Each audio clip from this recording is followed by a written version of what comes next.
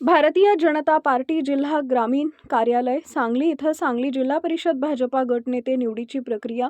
उत्साहात पार पडली। यावेळी भोसे जिल्हा परिषद गट येथील नवनिर्वाचित सदस्य आशिष जयवंत जाधव यांच्या नावाची गटनेते म्हणून अधिकृत घोषणा करण्यात आली।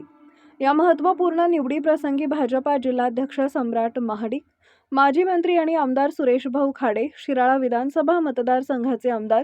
सत्यजित भाऊ देशमुख, जत विधानसभा मतदारसंघाचे आमदार गोपीचंद पडळकर आणि जिल्हा सरचिटणीस विलास काळेबाग उपस्थित होते। यावेळी जिल्हा परिषदेचे नवनिर्वाचित सदस्य सुनील पवार, यलगोंडा तोरणे, कविता पाटील, सरदार पाटील, रमेश देवर्षी, शिवाजी खिलारे, माधवी काकी पडळकर, स्वप्नाली मासाळ, शिल्पा जीवनावर, जयराज पाटील, शोभा खोत, अस्मिता होनमोरे, दीपाली कांबळे, मंजुश्री कांबळे आणि अरविंद तांबेकर उपस्थित होते।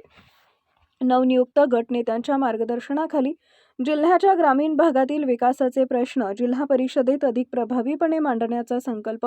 सर्वांनी यावेळी मिळून व्यक्त केला। आज भारतीय जनता पार्टीच्या जिल्हा कार्यालयामध्ये नवीन निवडून आलेले भारतीय जनता पार्टीचे 16 सदस्य यांची बैठक आज या ठिकाणी पार पडली आणि या ठिकाणी गटनेताची निवड या ठिकाणी करण्यात आली। भोसे मतदारसंघातून निवडून आलेले आशिष जयवंत जाधव यांची गटनेता म्हणून सर्वानुमते या ठिकाणी निवड करण्यात आली। आजच्या या बैठकीसाठी आदरणीय आमदार सुरेश भाऊ खाडे, आमदार गोपीचंद पडळकर साहेब, त्याच पद्धतीनं आमदार सत्यजित देशमुख साहेब यांचं या ठिकाणी मार्गदर्शन सर्व सदस्यांनी मिळालं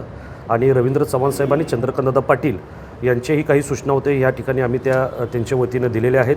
आणि आदरणीय देवेंद्र फडणवीस साहेबांच्या नेतृत्वाखाली अतिशय चांगल्या पद्धतीनं